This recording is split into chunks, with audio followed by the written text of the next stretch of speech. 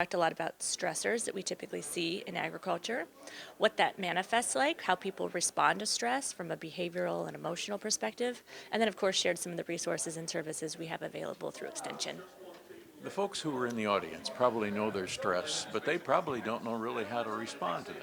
Absolutely, and so we talked a lot about what do we watch for in people, and so what we like to really encourage is people be obviously accountable for themselves, but also take an emotional stake in the people around them, and so we ask that they watch for changes in eating, changes in sleeping, changes in perhaps irritability, ability to concentrate, loss of interest in things they usually enjoy, and we look at changes that have persisted for 2 weeks or thereabout. We say that's something that's like clinically significant. That's not just like a slump in our attitude for a few days, but that might be something that's concerning. And if someone is concerned about the other person in the household that's exhibiting those stress indicators, what do they do? Good question. So the first thing we do is if you're very, very concerned about somebody, you never leave them alone.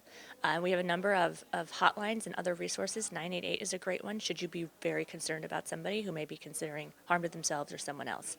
But then we also have a couple of resources through Extension, such as the Illinois Ag Mental Health Voucher Program, where anybody in agriculture in Illinois can get 3 vouchers that they can then redeem with any of our partnering providers. So we know that mental health care is difficult to find, it's difficult to schedule, and it's challenging to pay for. So Illinois Extension is working to reduce all of those barriers. There's never an exchange of financial money between our farmers and our providers. The providers bill back Extension such that it's completely free for farmers. So 3 visits with a counselor Yep. gets things started anyway. It absolutely does. That's a really good point. So it gets things started, and it's really helpful in situational crises, so things that are maybe not chronic or long term. So we find that 3 to 5 is a really good amount of sessions just to get a handle on things and maybe work through something specific. Now, if there are more chronic conditions that are persisting or chronic concerns or issues, that might certainly involve more than say 3 or 5 sessions.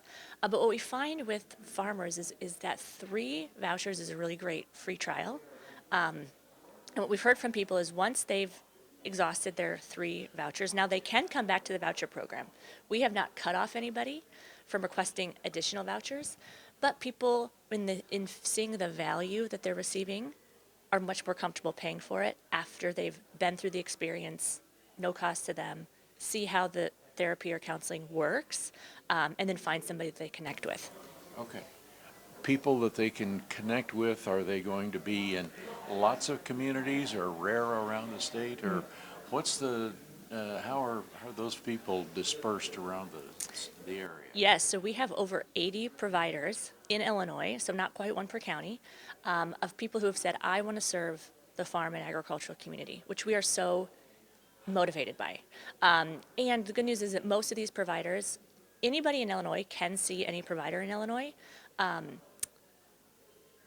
The license requires that they both be in Illinois.